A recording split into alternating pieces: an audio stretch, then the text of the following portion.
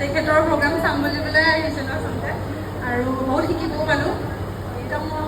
অকণমান সময়ত বহুতখিনি শিকাই দিলে অকণমানকৈ বস্তুখিনি ইমান গোটেইখিনি শিকাই দিলে পুতুককৈ বুজি পালোঁ তাৰমানে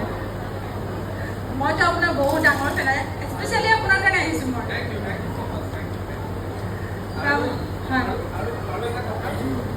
খুব ভাল লাগিলে মাইকটো তেওঁ দিয়ক ইমান গৰমত তুমি যে সহ্য কৰি আছা মইতো কৰিলে ন মই কৰিবই লাগিব কিন্তু তোমালোকৰ এটা উঠি যোৱা মানে কি আৰু চান্সেছ আছে যে যাওঁগৈ যে ইমান গৰমত কোন থাকে কিন্তু তথাপিও ধৈৰ্য ধৰি যে চাই আছা আৰু আহিছা যে বিৰাট ভাল লাগিলে থেংক ইউ ছ' মাছ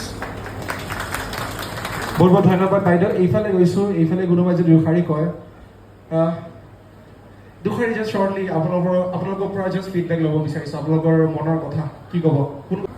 নমস্কাৰ মোৰ মানে আজি চেমিনাৰটোত মানস দাৰ কাৰণে মানে বেছিয়ে ভাল লাগিছে আৰু মানস দাৰ মানে মেকআপবোৰত এনেকুৱা মানে চেমিনাৰবোৰত সৰু সৰু টিপছবোৰ মানে শিকাই দিয়ে সেই আমাৰ সৰু সৰু টিপছবোৰ জানিলে মানে আমি আগলৈ আগবাঢ়িবলৈ মানে আৰু মানে সহজ হয় আৰু যিবোৰ মানে যিটো মানে আজি লুকটোত ছেকেণ্ড লুকটোত দেখুৱাইছে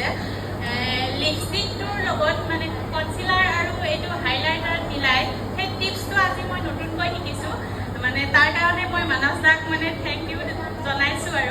আৰু মানস দাৰ যিবোৰ মানে সৰু সৰু টিপছ আমাক শিকাইছে আমি আগলৈ মানে আগুৱাই যাবলৈ আৰু অলপ হেল্প পাইছোঁ আৰু থেংক ইউ মানস দা ভাল লাগিল প্ৰিয়া বিশ্বাসৰ পিছত সাজু হৈ থাকিব প্ৰিয়ংকা দাস গৌৰী পতংগৰ পিছত নাথ অনুপস্থিত